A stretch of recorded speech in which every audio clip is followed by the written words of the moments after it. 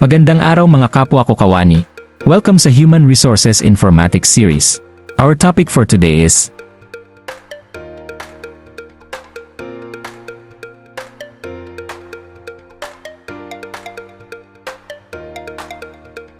Magandang araw mga kapwa kawani. Pamilyar ka na ba sa acronym na Prime HRM?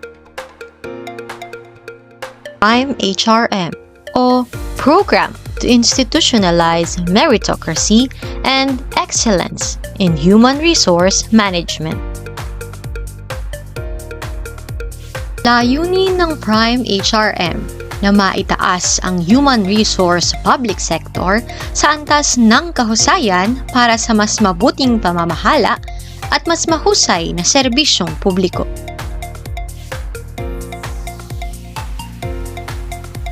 Ang Prime HRM ay nakaangkla sa prinsipyong EOP o Equal Opportunity Principle na naglalayo ng pagkakapantay-pantay sa pagpapatupad ng HR procedures sa apat na core areas ng human resource management.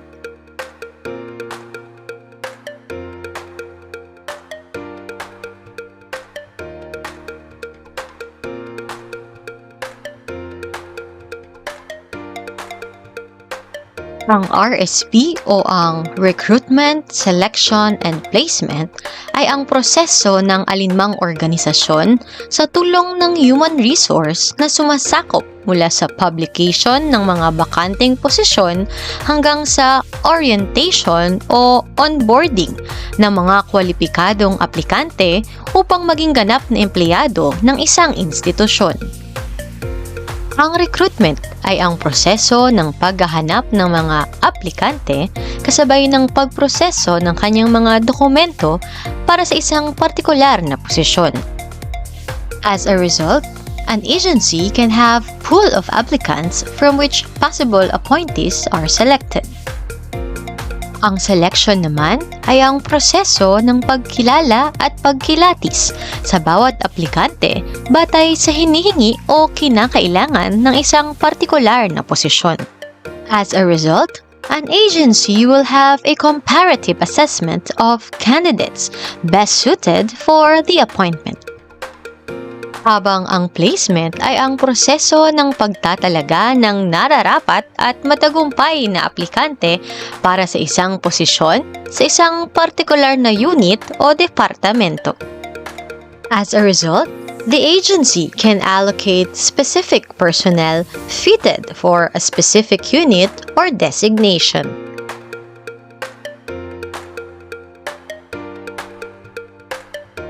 Sa ilalim ng RSP ay binuo ang Human Resource Merit Promotion Selection Board o HRMPSB na sa ating ahensya ay mas tinatawag na PSB. Ang HRMPSB ay ang committee na inatasan na sumuri sa mga kwalifikasyon ng bawat aplikante base sa kanilang education, background investigation, relevant training, IPCR para sa mga promotion, preliminary screening, at HRM-PSB interview. Tanging ang mga aplikante na makakapasa sa HRM-PSB deliberation ang maipapasa sa appointing authority ng isang ahensya upang sumailalim naman sa selection process.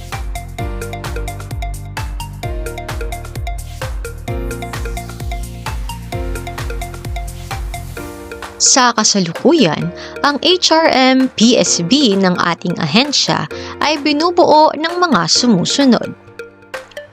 Chairperson, Attorney Ruela C. Mendoza. Alternate Chairperson, Mr. Jason G. De La Cruz. Here are the other members of the HRM-PSB. Natividad Sarmiento. First Level Representative, Francisco Gorospe Jr. Josephine Aligano. Second Level Representative, John Paul Michael Gubaton. Dennis Raymond Falmores. Transient Members for Medical and Paramedical, Doktora Sharla Flores, Doktora Maria Flordelis Casintahan.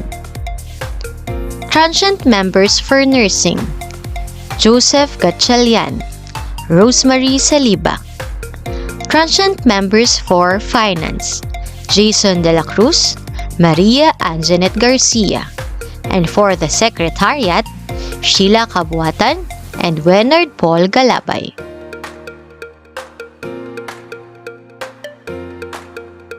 Unang proseso: publication of vacancies. Ang posting of vacant positions sa ating ahensya ay tumatagal lamang ng 10 to 15 days.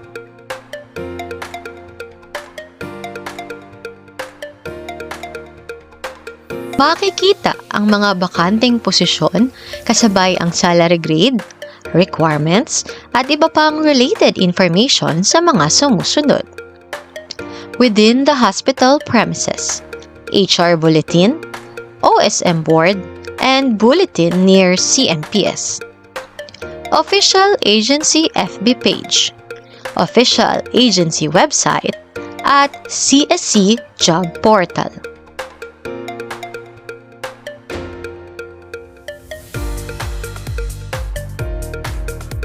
Para sa mga nagnanais na mag-apply sa isang partikular na posisyon, narito ang mga documentary requirements needed to apply for the vacancy.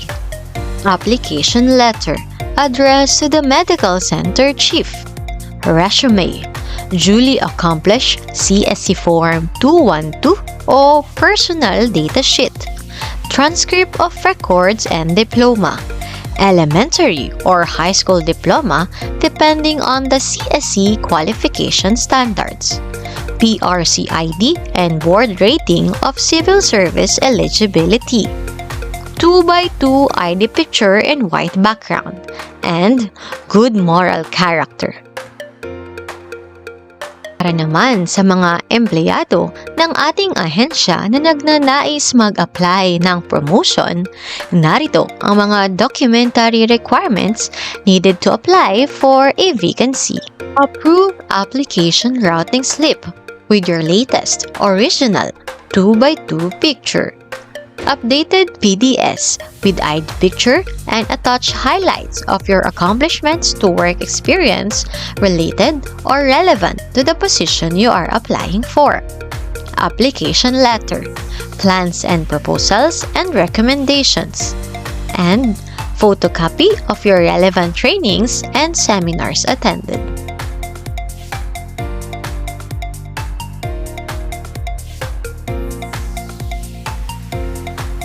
Here in JR, everyone is welcome.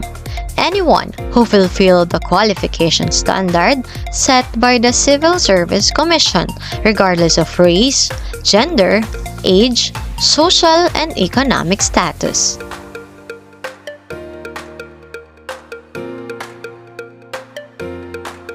Civil service basic requirement for education, training, experience, and eligibility are known as the qualification standards.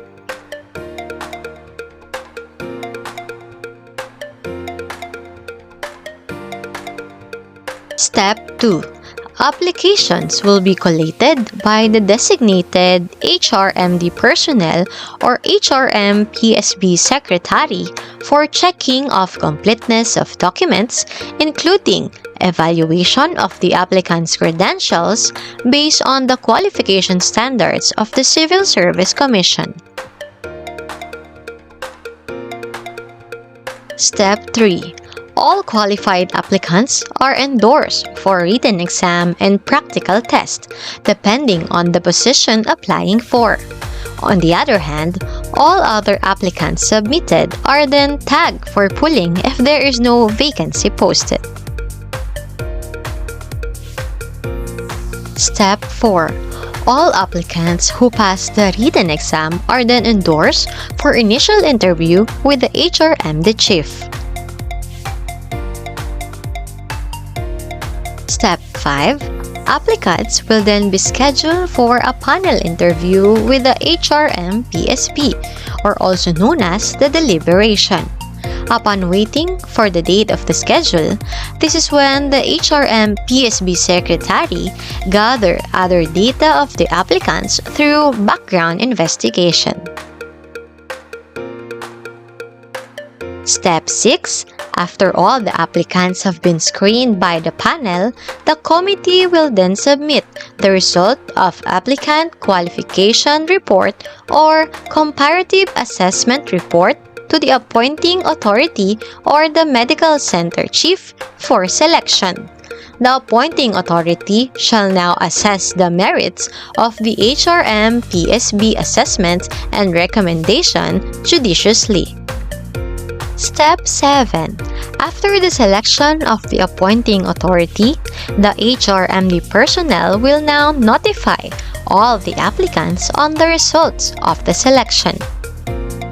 Both selected and unselected applicants will be notified through letter, regret letter for unselected applicants, and congratulatory or considered letter for selected applicants. The congratulatory letter of the selected applicant contains the date and time he is required to report to the Human Resource Management for the issuance of requirements for the processing of his appointment. Step 8. Successful applicants will then be given a checklist of requirements and other forms to be accomplished for the preparation of their appointment. New employee will then be enrolled to the biometrics for finger scanning registration, will be scheduled for orientation, and will be presented as newly hired or promoted employee during the flag raising ceremony. Ito ang mga proseso sa ilalim ng RSP. Layunin ng recruitment, selection, and placement na masiguradong tama, nararapat, at tunay na kwalipikado ang mga kandidato o aplikante sa anumang posisyon. At ika nga ni Prime, EEOP o Equal Employment Opportunity Principle.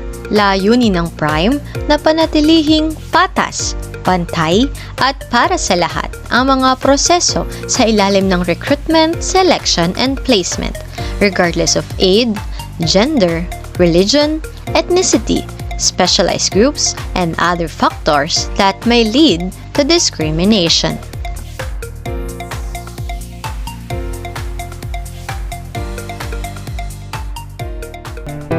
Hanggang dito na lang muna mga kapwa ko kawani. Maraming salamat sa inyong pakikinig. Magkita-kita muli tayo hanggang sa susunod na Human Resource Informatics Series. Paalam!